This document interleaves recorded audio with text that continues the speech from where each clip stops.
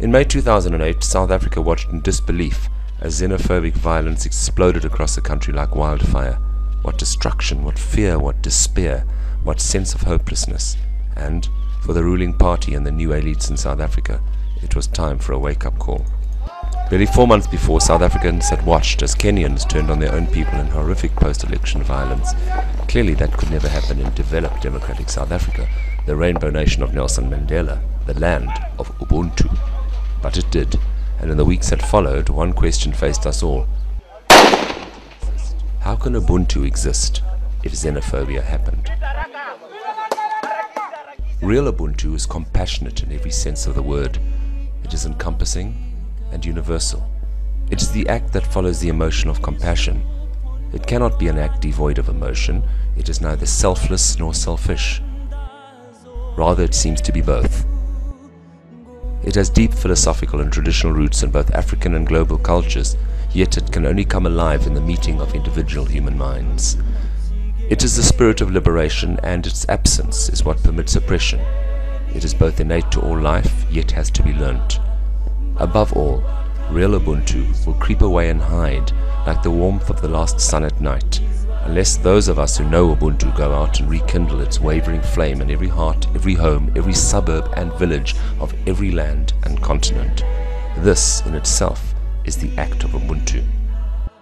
Umtapo runs a well-established program of holistic Afrocentric peace, human rights and anti-racism education. Over the years, PAIR has changed the lives of hundreds of educators, learners and out-of-school youth who right now are building peace and fighting racism in their own communities. In a recent SAFM radio phone-in, ordinary South Africans heard how Umtapo-trained peace activists are doing the work that is still only being talked about in the corridors of policy and power. The topic today is violence and racism in schools and how we can tackle this issue. Hi, Arun.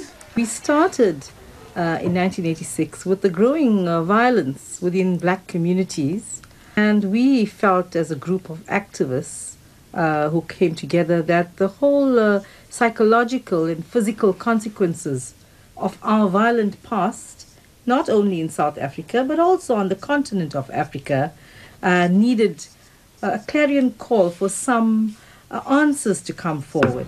And the philosophy that we use is the whole idea of Ubuntu. And Ubuntu is an age-old idea where one comes together, and central to this program is the whole idea that every human being has the innate ability to change, and to change for the better. I can define Ubuntu as a concept of embracing one another. Person is a person because of other people.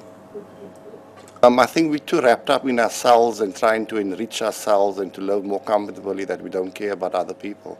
I thought I really live a non-racial life, and I discovered that that's not the case. We don't. Yeah, now you're proving a point. We don't. But we need to change that. And that's exactly what I've learned at this workshop.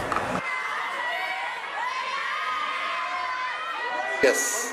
But going on this workshop, I realized little things that we do, even if we look at our policies that we make at school. When we talk about inclusivity, we talk about tolerance. Tolerance means I'm actually being racist because I'm marginalizing you. Ubuntu has to work with peace. Like if you have peace within yourself, you can be able to share peace. You need to do more to show, you have to do action to show Ubuntu. And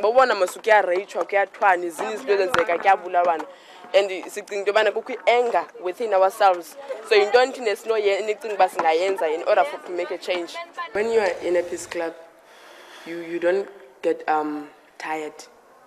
You always try and persevere. There is no way to peace. Peace is the way. There is no way to peace. Peace is the way. So we tried to take all of last year, trying to understand what it means to be a peer activist and what it means to be an agent of change, because that's what my learners are saying now. They are agents of change.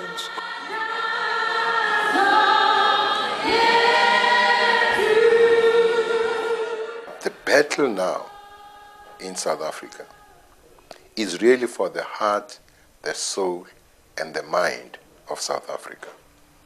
And notions, values like Ubuntu become very, very important in winning these. It's an intangible heritage, this notion of Ubuntu. It is values for all time. And what we would like to be able to showcase in 2010 is that not only are we a people who knew where we were going, but that having arrived there, we have not lost the roadmap of how to transcend, of how to overcome some of the worst ills of our time by reminding ourselves that Ubuntu would look askance at Ubulwane, the sense of not being different from a beast.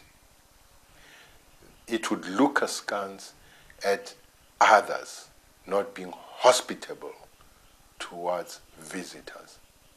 It would abhor people who molest others, especially children and women.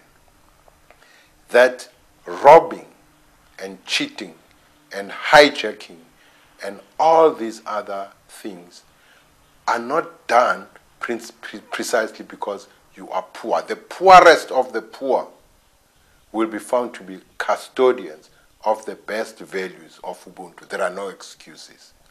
And so at the end of the day, the greatest ambassadors for this land will be the greatest ambassadors for humanity, who will recall that Ubuntu is what brought us to where we are, and Ubuntu is what's going to take us beyond.